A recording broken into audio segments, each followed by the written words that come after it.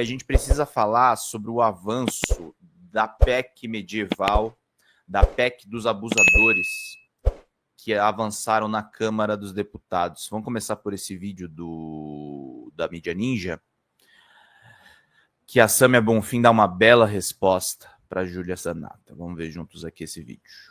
Porque a ciência, ela é inequívoca. Não é uma questão política. Não são políticos ou juristas que irão defender quando começa a vida. A vida humana, segundo a ciência, começa na concepção. E tem mais um aspecto, que aí, quando querem levar esse debate sobre o direito à vida, me parece muito, absolutamente contraditório, deputado Bacelar, porque as pesquisas com células-tronco são uma grande conquista da humanidade, uma grande conquista das ciências. Graças a essas pesquisas é possível dar qualidade de vida para uma série de pessoas e de pacientes, porque a partir disso se desenvolveu muito, né? Tratamentos, viola o direito aos benefícios do progresso científico. E aqui, senhoras e senhores, eu imagino que alguns não devam ter a dimensão do que isso significa. Imaginem as pesquisas em células-tronco serem descontinuadas, paralisadas em função de uma lógica que é fundamentalista, misógina e distorcida do que deve ser a forma como as mulheres lidam com o seu próprio corpo, com o planejamento reprodutivo e com o direito ao planejamento familiar, que é algo previsto na Constituição. Isso tem a ver com defesa da vida. É de uma empáfia, é de uma provocação, de uma desfaçatez e de uma perda para aquelas que vão ser obrigadas a carregar um sofrimento de dar à luz para uma criança que não vai ter condição de sobrevivência extrauterina, paralisar pesquisas em células-tronco, impedir possibilidade de alguns exames complexos no pré-natal, impedir que mulheres com câncer possam ser mães no período posterior. Então, a vida de quem as senhoras e senhores estão defendendo? Falem a verdade. Isso aqui é uma PEC misógina, é uma PEC de retrocessos. E, mais uma vez, colocando os direitos das mulheres como uma grande negociata. Porque temas assim, os senhoras e senhores já perceberam? Só aparecem em momentos de crise, de emparedamento do bolsonarismo. Eu vou falar uma coisa para vocês. A Sâmia tem um discurso maravilhoso nessa pauta. Ela tem que tomar cuidado para os caras não armarem para cima dela o que estão armando para cima do marido dela. Vamos continuar vendo.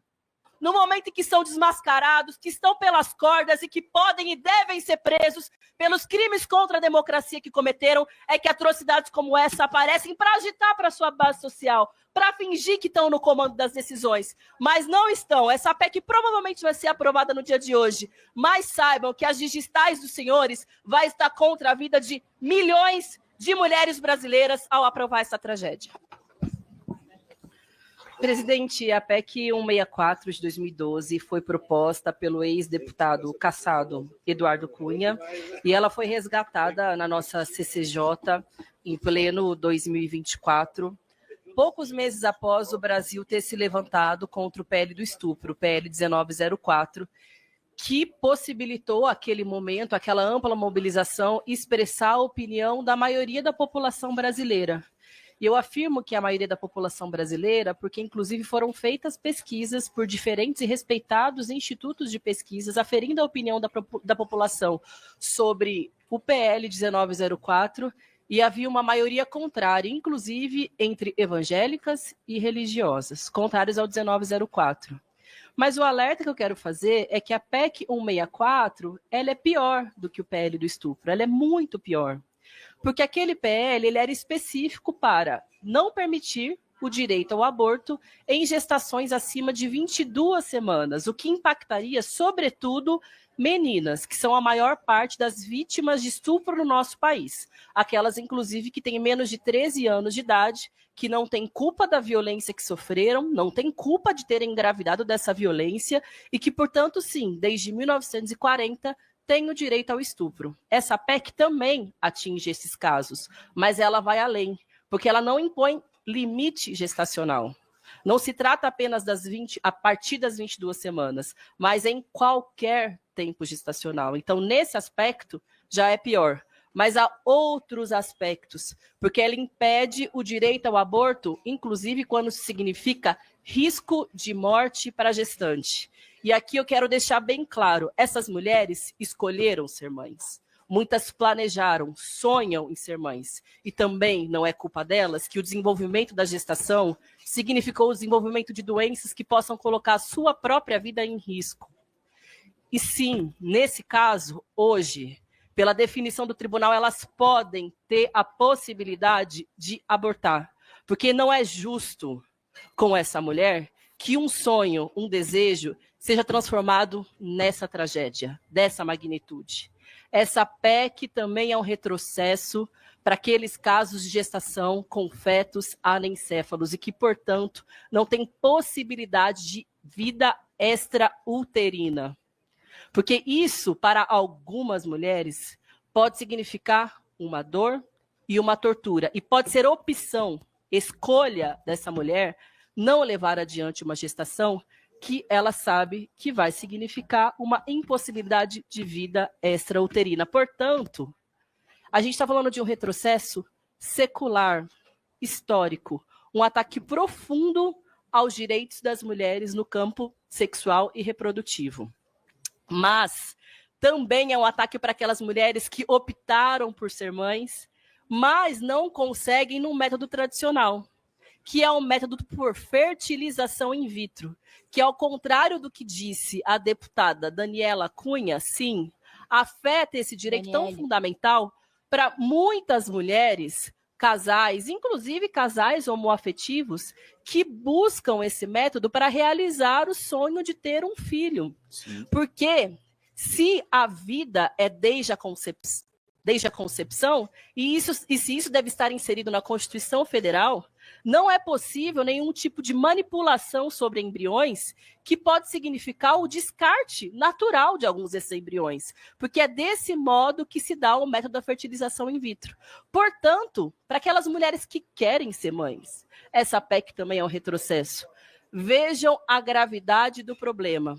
Também quando a gente faz durante o exame pré-natal, por exemplo, alguns exames sobre embriões, eles podem ser invasivos. E isso também é algo muito importante para que possa salvar a vida da gestante, mas também do seu filho. E essa PEC não vai mais possibilitar que existam pesquisas em células-tronco no nosso país e que a gente possa seguir desenvolvendo esses exames pré-natal que podem salvar vidas, que podem prevenir doenças. Portanto, obviamente, não se trata de uma discussão supostamente filosófica ou científica de quando é o início da vida, tampouco uma discussão religiosa, porque em nenhuma dessas áreas se chegou a um consenso, definitivamente. Se trata, sim, de uma questão política, ao contrário do que disse a deputada que me antecedeu.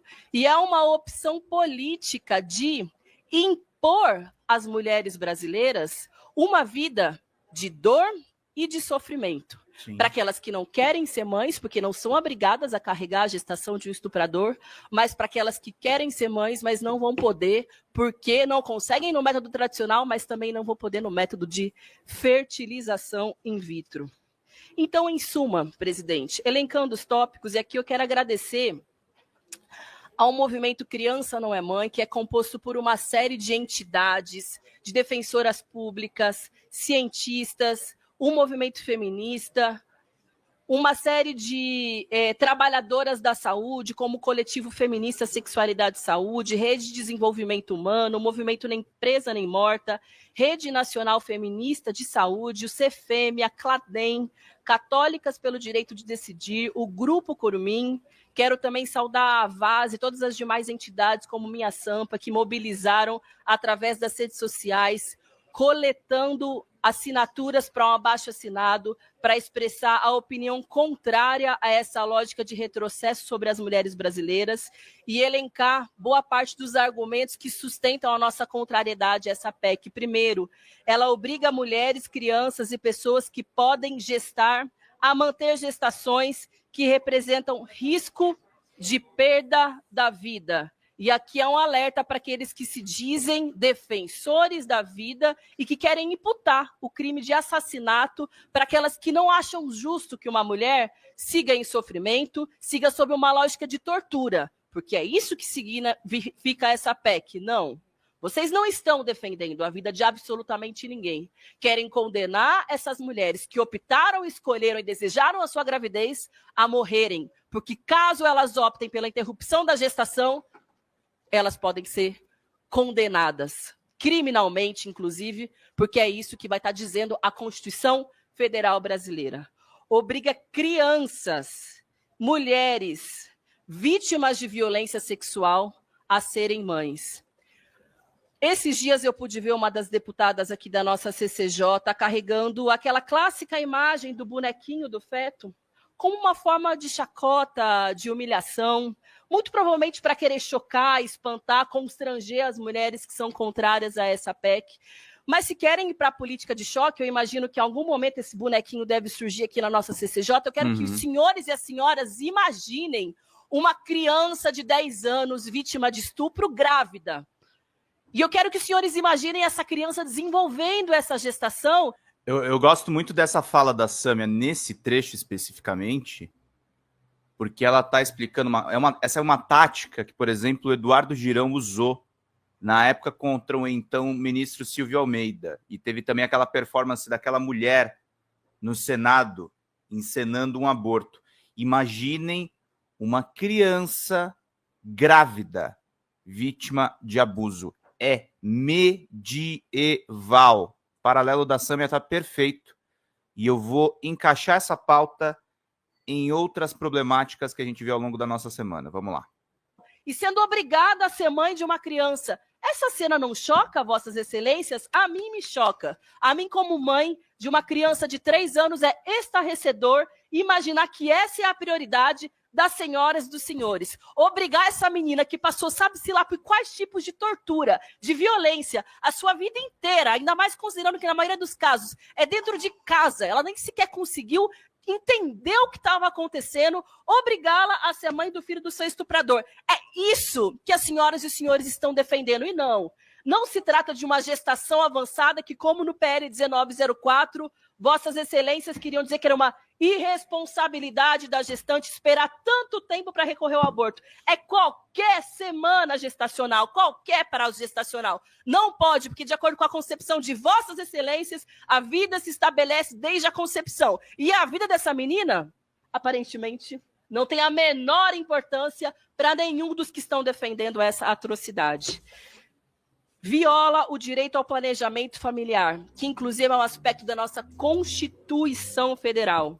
E também a Lei 9.263 de 1996, que diz que a assistência à concepção também é um dever do Estado e um direito da população brasileira, sobretudo das mulheres brasileiras. São uma série de patologias que podem ser afetadas, aliás, de pesquisas sobre patologias que podem ser afetadas por causa dessa visão de mundo absolutamente distorcida e fundamentalista. Por exemplo, atrofias espinhais progressivas, distrofias musculares, esclerose múltipla, neuropatias, doença brasileira contra a população que merece ver os nossos esforços para que tenham a qualidade de vida melhorada, mas vão ser atacados por causa de uma PEC de ninguém mais, ninguém menos do que o senhor Eduardo Cunha.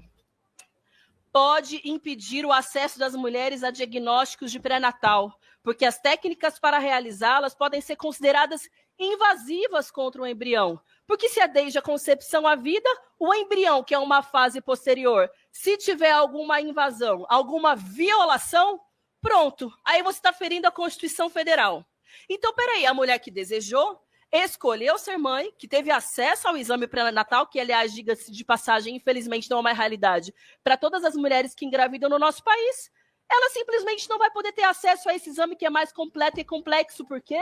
Porque existe uma lógica de ódio, de perseguição e de misoginia contra as mulheres e meninas brasileiras. Pode impedir o acesso às técnicas de reprodução assistida, especialmente as técnicas de fertilização in vitro. E aí, na última sessão, a deputada Dani Cunha, inclusive, nos contou que foi uma das brasileiras Dani Cunha, filha de Eduardo Cunha, uma das pessoas que assinou essa PEC.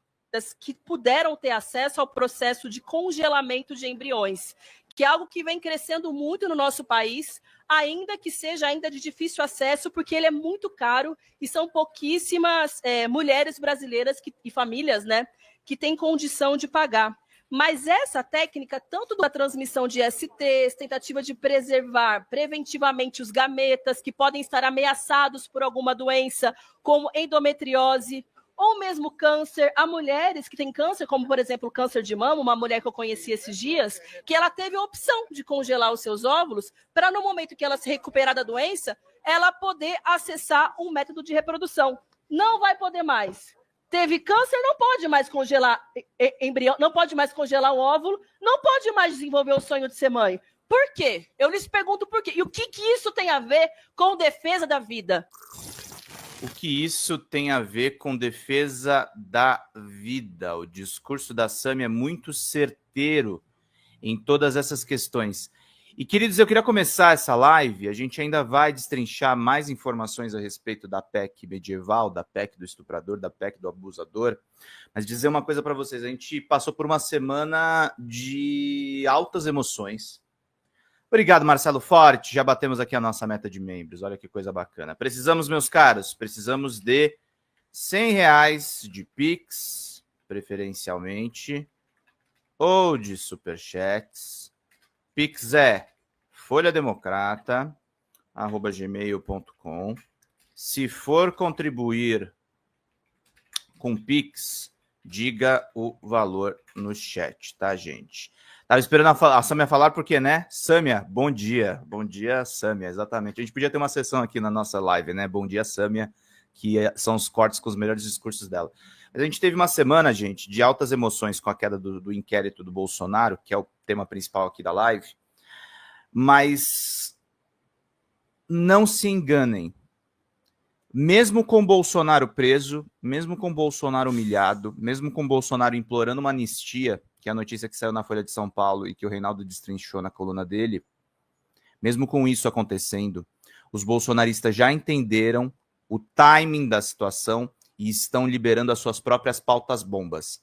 Essa é uma das pautas bombas. A gente vai ter um grande problema nessa reta final do primeiro governo Lula 3, que eu espero que vire depois governo Lula 4, com esse Congresso nessa configuração.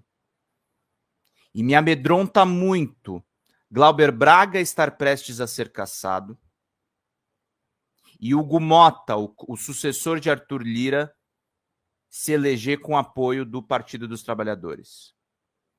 Por isso, desde agora, primeiro, tô com a Vera Lúcia aqui, sem anistia para esses golpistas. E 2, a gente tem que começar desde já, entre os veículos progressistas, defender uma candidatura que realmente vai mudar a história da Câmara e que realmente vai mudar o status da Câmara com um homem perigosíssimo como é Arthur Lira, que é a candidatura do pastor Henrique Vieira.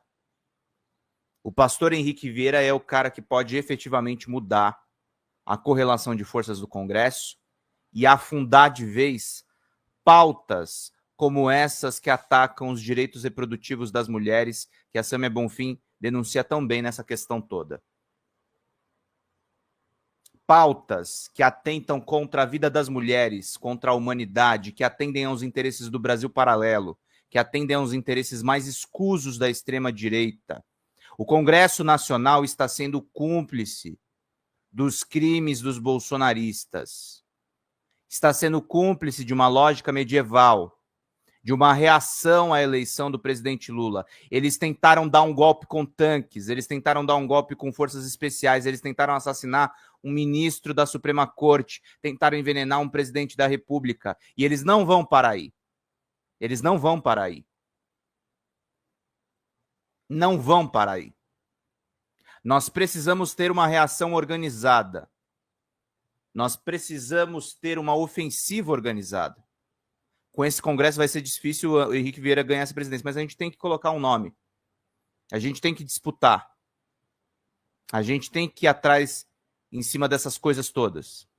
Não dá para confiar num sucessor do Lira com isso tudo andando.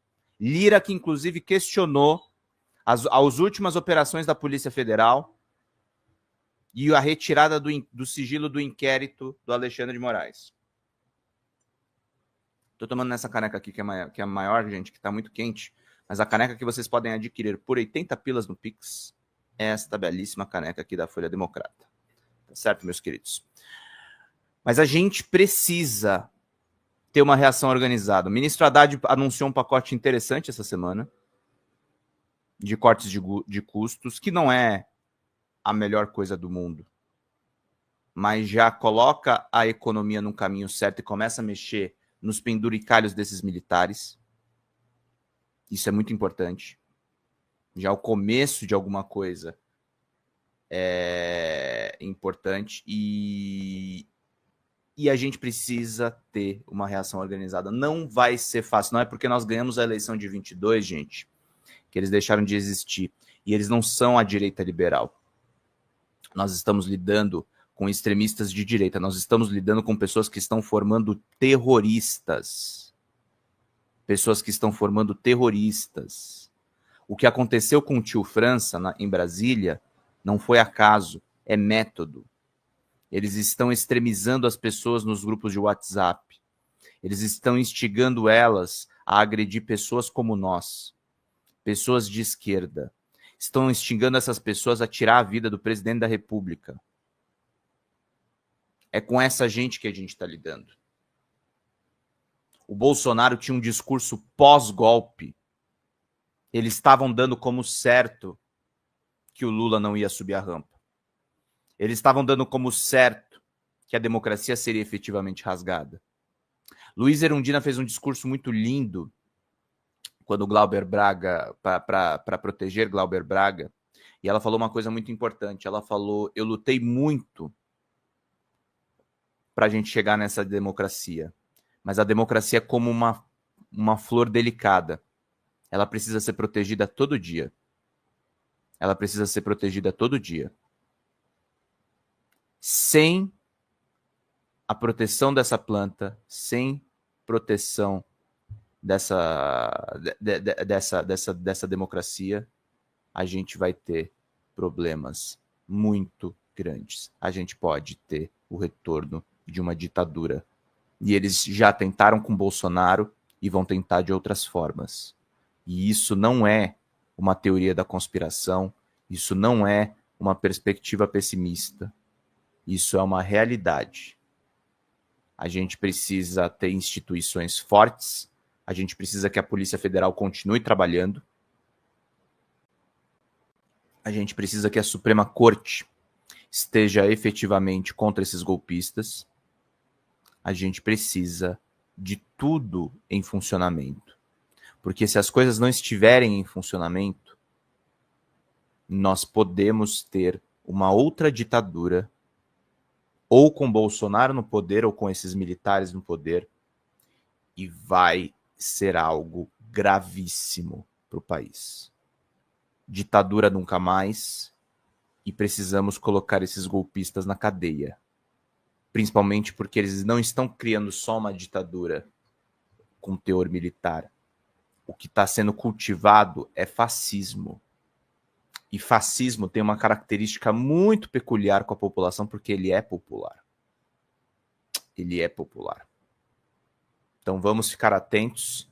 Lucas Silva mandou aqui: a desinformação tá rolando solta depois desse anúncio do Haddad, mas atrapalhou do que ajudou, deveria ter pensado em outra forma, talvez outro formato. Não sei, não achei que atrapalhou muito, não. É que tem gente que tá criticando, como já estava criticando antes. Repostei notícias. Parabéns, Pedro, pelo serviço prestado à sociedade. Obrigado, meu caro. Mas, assim, vão além do meu editorial. Vamos nos organizar, gente. Fala, pessoal da Folha Democrata, aqui é Pedro Zambarda, editor do canal. Falar um pouquinho a respeito da necessidade de vocês financiarem a Folha Democrata. Gente, a Folha Democrata é financiada através de um Pix chamado Folha Democrata, é o endereço do Pix, né? folhademocrata@gmail.com. Nós precisamos do nosso jornalismo financiado por vocês que são do nosso público, porque nós passamos vários perrengues aqui com o YouTube, vocês sabem muito bem. E mesmo assim, graças a essa comunidade muito unida, a gente conseguiu fazer lives históricas, acompanhar praticamente ao vivo a campanha do Guilherme Boulos, trazer informações exclusivas a respeito de Gustavo Gayer, de Olavo de Carvalho, de todos os bolsonaristas, combater as fake news e tudo o que a gente acompanha. Por R$80 no nosso Pix, você ganha um curso de roteiro para série, o que é muito importante se você é artista, roteirista, se você lida com essas práticas da economia criativa. Outra forma de você colaborar também é se tornando membro aqui do nosso canal. Isso é muito importante para você fazer as suas atividades por aqui, porque você tem acesso a vídeos exclusivos e nós temos um curso de jornalismo básico para você poder acompanhar a partir de R$5, que é ministrado por mim. A gente tem aí quase uma dezena de aulas e muito conteúdo para você poder acompanhar. Meus caros, minhas caras, financiem o jornalismo independente, financiem o jornalismo que se posiciona à esquerda, financiem o jornalismo na internet, que traz informações confiáveis, checadas, que cruza informações e que trata você, que é o nosso público, de uma maneira muito séria. Vida longa e próspera, gente. Cuidem dos seus. Até mais. Tchau, tchau.